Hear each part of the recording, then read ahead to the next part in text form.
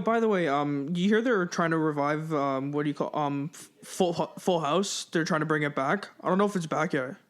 They're doing something with Full House. Yes, it is. It is back. It's on It's on Netflix, right? Yeah. Netflix. Yeah. Have you seen it? I haven't seen anything for it. It's called Fuller House. Fuller House, okay. Yes. Worst show ever. Is it that bad? It is bad. It got greenlit for a second season too. What the hell? Well, that's kind of the thing with those kind of older shows, right? The nostalgia, right? No, shut up. Shut up. They tried That kind of is the thing with it, though, right? They tried to use the same formula, except they have cunty kids now. They have annoying cunty kids on that show. Instead of building off the fucking baby and the kids and the family angle, they're bringing the most annoying character on that show back as one of the leads. Fucking Kimmy Gibbler, a.k.a. Andrea Barber. She's a cunt on that show. I hated her. I've been watching the entire Full House from season 1 to season 8. Oh, the original show? The original show. Yeah. And that show dealt with a lot of serious shit, man. Oh, really? I haven't seen it, so I don't know. Domestic violence. Not domestic violence. Child abuse. What do you call it? Bullying. Things of that nature. You won't see a show deal with that shit anymore unless it's corny. It's like, oh my god, Timmy pushed me, yay. No, I don't want to see that. The old show was amazing. This piece of garbage that they're trying to do now, just stop. It doesn't work. That's kind of Bob Saget's a dirty man now. Fucking John Stamos is just gone to do another show. He's fucking headlining another show. Yeah, is he even on the reboot? The thing about it is they have 3 characters that they run with, right? Okay. They have Andrea Barber, who is Kimmy Gibbler from the old show, The Neighbor.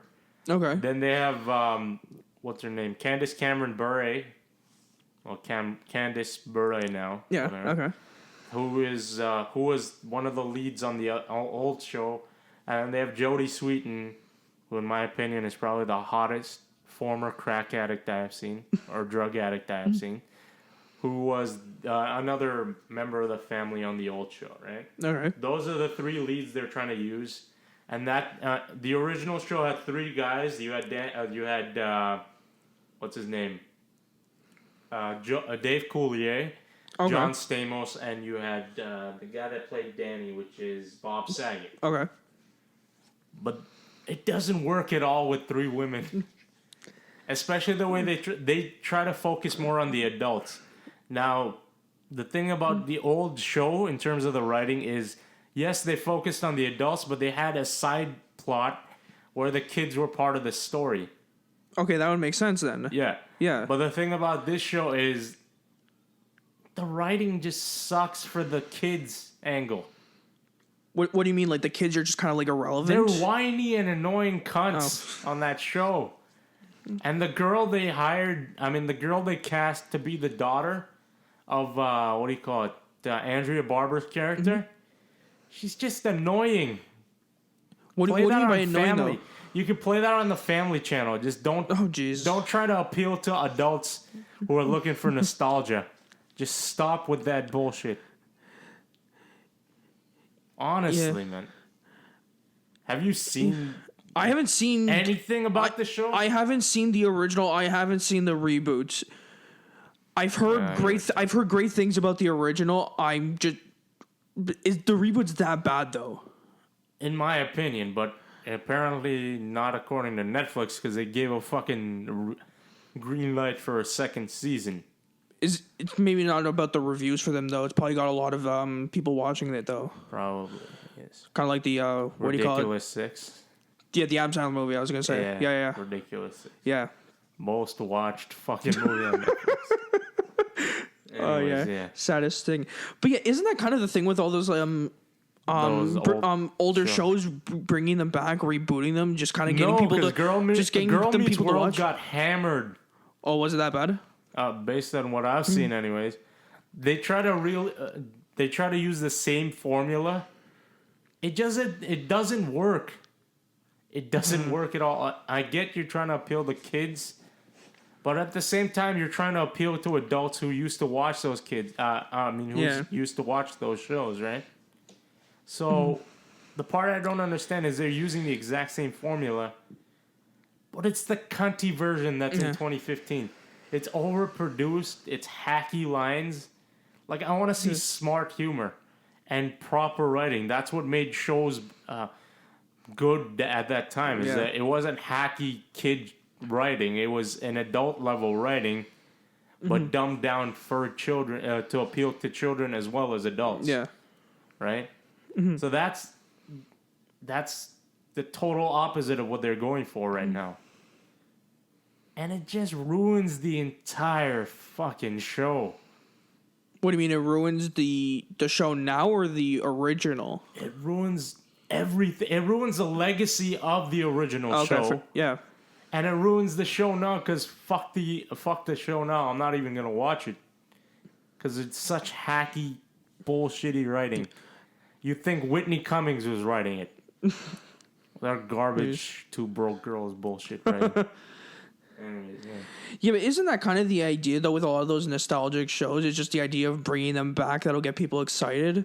Like they've done it. One they've episode, done it. yes. I'm not talking for like sitcoms. They've done it before with other things though, like the Heroes reboot, the X-Files reboot, the 24 reboot. Then they're doing another one. Apparently, they're doing one for Prison Break. They're doing so much of that kind of stuff now. You can't compare the two because sitcoms rely on those characters to lead. Sitcoms rely heavily on good writing. For those... on the characters rather than a legitimate plot. Yeah, pretty much. Okay, yeah, fair enough. But, like, in the case of, like, X-Files, for example, you can go case-by-case basis based on the scenario you're dealing with. Mm-hmm. So, someone gets murdered, bring Scully and Mulder back, right? Mm-hmm. That kind of thing. So, it's not that heavy on Scully and Mulder specifically. It's the case they're dealing with. Yeah. While... sitcoms such as that shitty Fuller House, they deal with not only the character but the story around it. So it's a combo of the two basically. And if the character sucks, then the plot just goes down in flames. Yeah. So basically, don't watch Fuller House, and please send a message to Netflix. Stop this bullshit. I was actually reading apparently too that John Stamos was trying to get the Olsen twins back on for the second season. Yeah, because they didn't want to do it the first season. Yeah, they were the smart ones. Smart move. Even I gotta say though, they're probably the best thing about the original show because it's kind of a rapid progression, but at the same time it was kind of weird because they got hired as kids, right? Like when they were infants, pretty much like 1 year. Oh, really? Okay. 1 to 2 years, right? Yeah.